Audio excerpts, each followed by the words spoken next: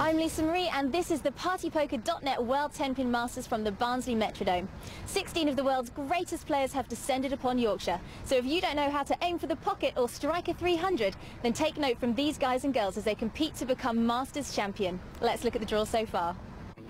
3 matches played in round 1 and the defending champion Chris Barnes is through. The American faces Osku Palermo of Finland in the quarter-finals. And Jason Belmonte of Australia ousted the 2005 winner Jens Nickel and awaits the winner of the next match, Darren Cundy of England, against Badr El Sheikh of Saudi Arabia.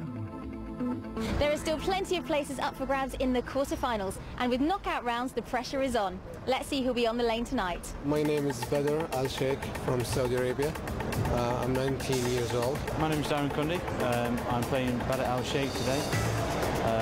Hopefully we'll give it a good game. He's a very good bowler. He's throwing fantastic ball. I met him before, and he's a very good bowler. I've seen him play before. He's a pretty good player, so hopefully I'll be slightly better than he will be today. Thank you, ladies and gentlemen, and a very warm welcome to the Metrodome here in Barnsley. It's the PartyPoker.net, the World 10-Pin Masters, brought to you by Matchroom Sport. Well, 16 of the very best players in the world have assembled here on this purpose-built single lane to lift the coveted trophy and the $30,000. Well, it is indeed time to meet the players. Firstly, would you please welcome from Nottingham, England. Here's the UK's #1. It's the dazzling Darren Cundy.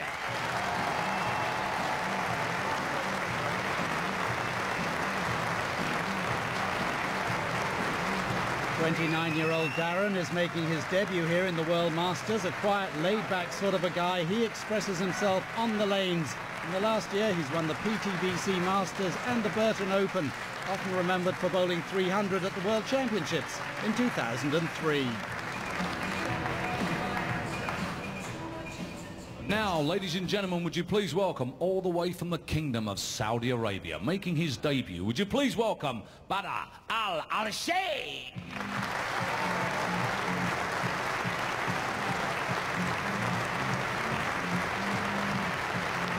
Badr is still only 19 and is making his debut here, but his pedigree is impressive. The right-hander was tied for 3rd in the 2005 AMF World Cup. He won gold at the Asian Championships in both the doubles and the all event. He is a real talent to watch. Your commentators tonight, Simon Golding and Cass Edwards. So it's a double debut in match 4 of this first round of this year's PartyPoker.net World 10-Pin Masters. Darren Cundy making his first appearance here on this single lane. The winner of this match will be up against Jason Belmonte in the quarterfinals. So a reward in some ways, but up against the two-hander who's playing some great bowls at the moment. What a reward for the winner. Step up Jason Belmonte. But yeah, it should be a great match. And there you see some stats of Darren. Currently averaging about 220. Dazzling, as he's known. 29 years old from Nottingham. It's going to be a tough debut for Darren Cundy. Not sure how many times these two have met each other in international competition, but it won't be too many times. But over the years, this guy has developed a pretty fearsome reputation on the lanes in European and UK competition. Well, he looks solid enough in his warm-up. Simon, the unique thing about these two bowlers are actually coached by the same player, would you believe? It's Mario, isn't it? Mario Joseph, well-known pro shop operator, ball driller and coach, who's based in Nottingham, has taught Darren all he knows about bowling. But at the moment, for the last year or so, he's been out coaching the Saudi national team. And Badr is his golden wonder boy, shall we say. Yeah, that's the connection between coach and player. Badr, still a young man, still with plenty ahead of him in terms of his successes to come. His performances when he was just 17 years of age at the World Cup were really astonishing, and that 3rd position announced his arrival on the international stage. And this is a competition that he's been desperate to get along to for the last couple of years.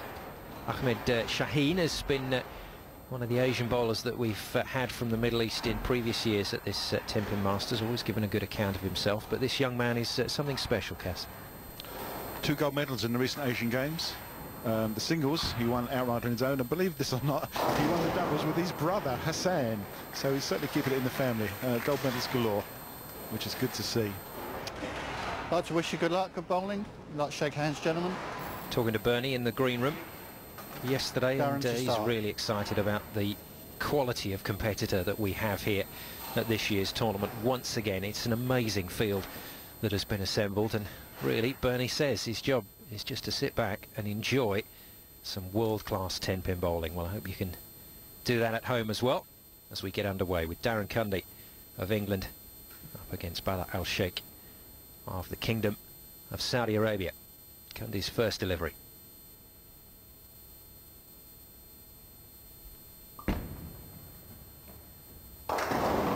Well, not the best pocket hit, high on the head pin there, but still as smooth as you like. He's got a great delivery style.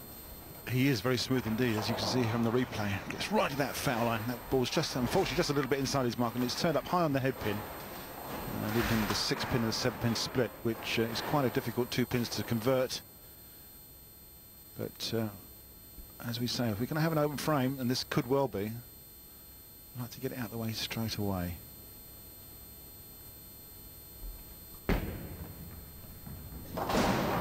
Well, you can see how close that was. He knew exactly what he was doing, trying to take that split away. Unfortunately, couldn't quite convert it. So it's an open frame to start with. Not unusual to see the players, wouldn't say struggling, but just taking some time to get comfortable on this single lane. It is a lot more tricky than people think. The conditioning pattern, the oil on the lane going away from the foul line to about 41 feet, and it tapers away in a very long triangle away from the players, so it's very thick up near that foul line. And a nice opener from Bala Al Sheikh. There's the coaching staff. Yeah, Mario Joseph on the right hand side there. Sort of split loyalties really between both these players. Well-known ball driller, international coach, and former international bowler as well, going back a few years.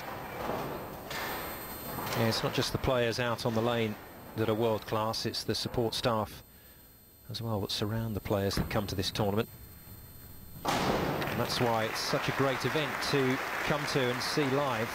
So many of the fans taking the opportunity to talk to the players and coaches while they're here, get a few tips for their own bowling. Yeah, it's nice to see the players actually taking time to meet some of the younger players that are around. As you say, giving tips and coaching points. Badra's taken a nice single pin spare in frame 1, and he has a small lead.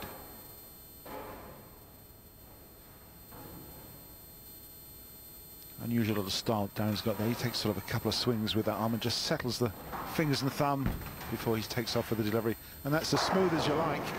And you won't see any smoother than that, right in the 1-3 pocket for the first strike of the match. Well, he demolished the pins with his first 2 practice balls, and that's back to that flush pocket hit that he enjoyed on those 2 deliveries, and he's got himself a strike on the scorecard.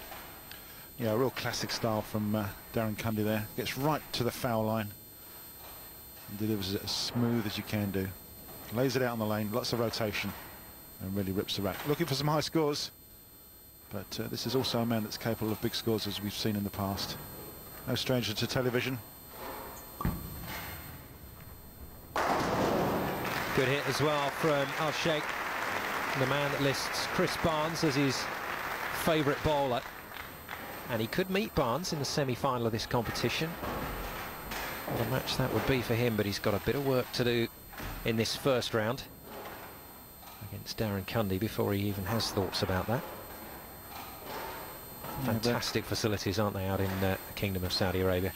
The sport is growing every year out there, and it really is a major sport now. Of course, it's got lots of financial backing, and some of the top international players are almost gods out there, shall we say. It's a double for Cundy, and this game just starting to warm up very gently. 2 classic shots there from Darren Cundy. He looks a little bit more relaxed now. He was obviously a little bit nervous, first time on television, under these very, very hot TV lights and the audience that's so close to the lane. But that will certainly settle him down and hopefully get him into his A game. Well, he describes himself as being very laid back and thoughtful and calm, and just about describes the body posture that we're getting there from Darren Cundy. But Sheikh trying to turn his into a double. Again, that troublesome 7-pin. Yeah, just a fraction line in the pocket. That's why the 7-pin's standing up. Hopefully it's going to be a straightforward spare. Not the pin that the right-hander would normally leave. If they were going to leave a corner pin, it would tend to be the 10. But there's some revs for you. So 4.68, not quite the high revs that we've seen from the likes of Belmonte and Palermo, the two double-handed bowlers, but still pretty respectable from Sheikh, showing a lot of control on the lane. Yeah, uses his very hard spare ball to take that single pin away, kept the shot nice and straight, made sure he covered the spare and stayed clean. That's how they look then after 3 frames. This one very, very close, potentially 9 pins in it at the moment in favour of Cundy. Darren Cundy then has found his rhythm and has certainly found his line on this single lane.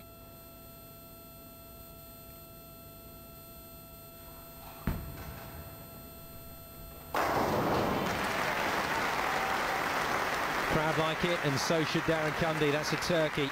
First one of this match. Up go the strike cards. Yeah, it's a great looking shot there from Darren. It's 3 strikes in a row. You can see the revs on the ball as it enters the pocket.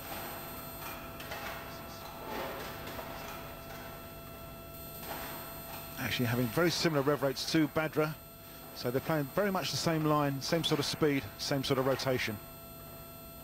Has the potential to be quite a close game, this one. Badra working on the spare, looking for 10, and makes it. What a great shot that was. Really ripped the rack. Yeah, he got some really decent action, didn't he, in the back third there, came in sideways. Absolutely, yeah. Really good looking shot. He needed that. He's gone spare strike so far. And as we've said before in this tournament, if you're not putting turkeys together back to back, 2s and 3s and 4s, and you really are going to struggle.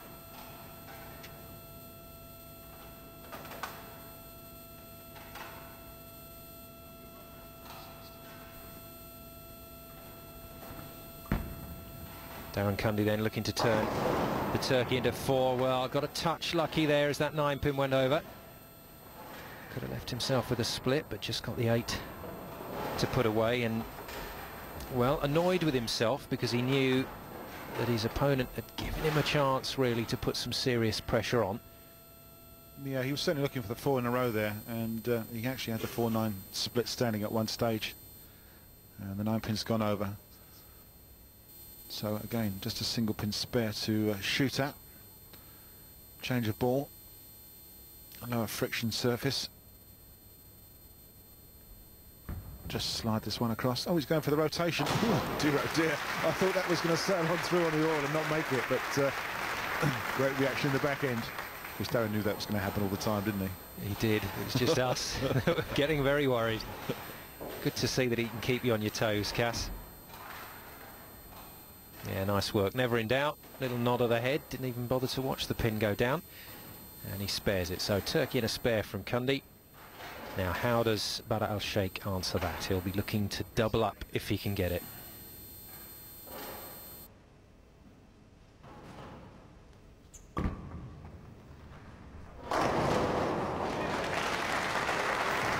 Good work. He does indeed turn that into a double.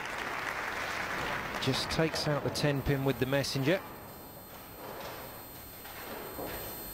And there's the rev rates from Sheikh. Interestingly, he's taken the rev rates down just a touch, Cass.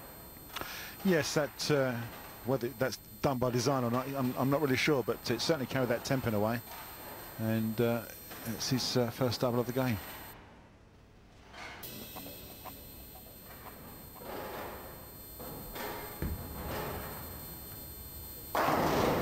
Cundy back in the zone, back into the strikes. And he needed it, to be honest, after that double from Sheikh. Do like what I see from this young English bowler. superb control. And it really is, as Cass said, a classic star, one to watch for the youngsters out there.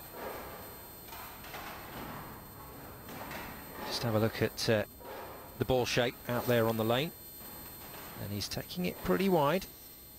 Starting off very central, Cass, and then moving that ball out wide before it hooks back in. Yeah, well, this is the sort of reaction that these bowling balls give you. You have to start left, throw right, and let it hook back. Well, it's such high revs.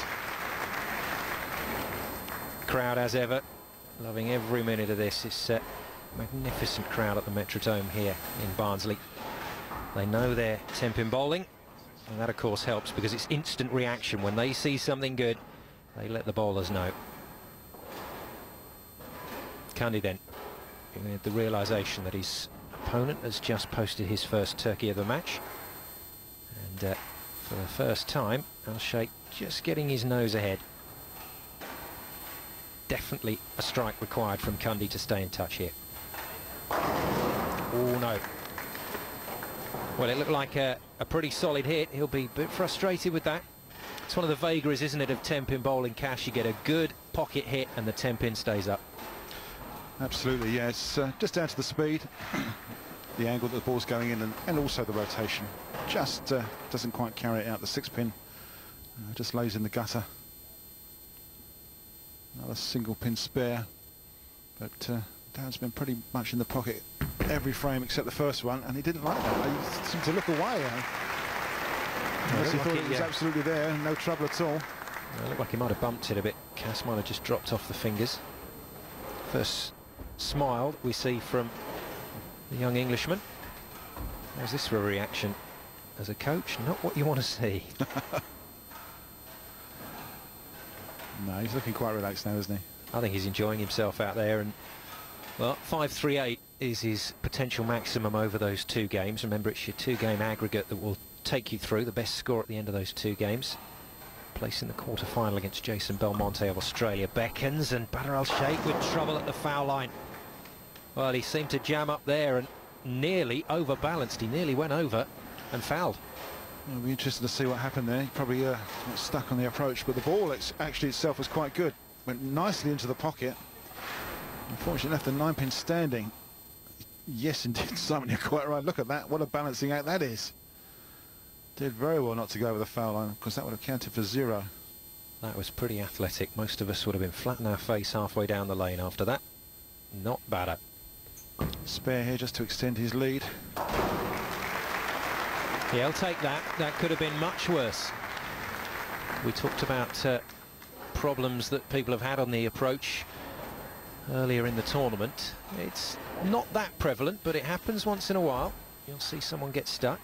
And this is a very tight match indeed. There's almost nothing between these two at the moment, and I think both players will be feeling very comfortable out there. Yeah, just 11 pins as the score sheet shows. Who's going to be the first player to start stringing some more strikes together? Darren really needs to get back on. Although he's hitting the pocket, he hasn't carried the corner pins 2 of the last 3 shots, and that's much better. Well said, Cass. That's what it's going to come down to, isn't it? It's who can string these strikes together. And we're probably not talking about 5s and 6s here. If someone can pick up another turkey or a 4-bagger, then they're going to put themselves in pole position. Absolutely. Both these players are playing very similar lines, hitting the pocket pretty regularly from the right-hand side, and it's just becoming a carry contest on some of these single pins. You saw Badr leave the 9-pin. Jason's left a couple of 10 pins. It's when you can kick those out on a regular basis, that's going to be where the strikes come from. And string those together, that's where your winner will come from.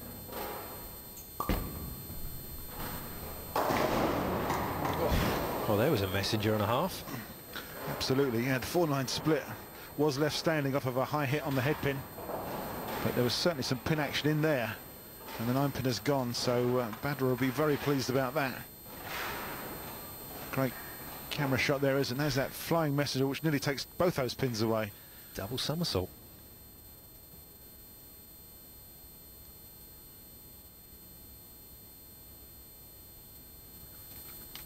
Sheikh then to just clear up this spare. This young man from Riyadh, just 19 years of age, says that he wants to become a world star bowler and, if possible, to be the top bowler in the world at some stage. And I'd say he's got every chance of getting close to that. Certainly one of the big names at the moment, and with a good decade or so ahead of him to mature into a really world-class bowler, which is what you'd have to say his opponent Darren Cundy has become.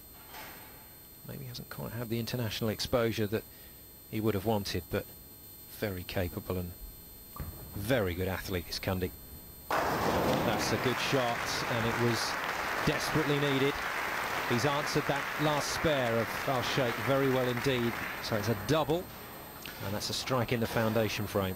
And there's a few fans there. And apparently these, the man in the red shirt and the lady in the turquoise top have flown all the way in from Hungary this weekend to see this tournament.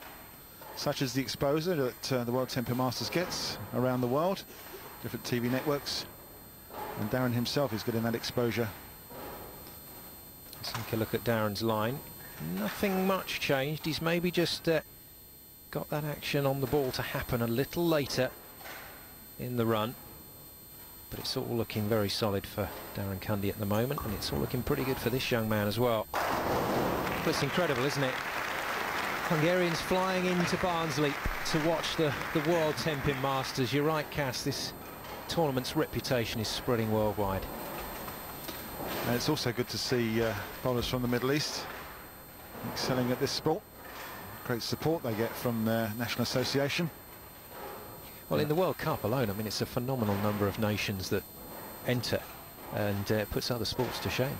It's, well, yeah, over 90 countries participate in the Bowling World Cup annually, men's and ladies division. And it produces bowling superstars, and these two young men are certainly on that road to stardom. Looking to build on that foundation strike.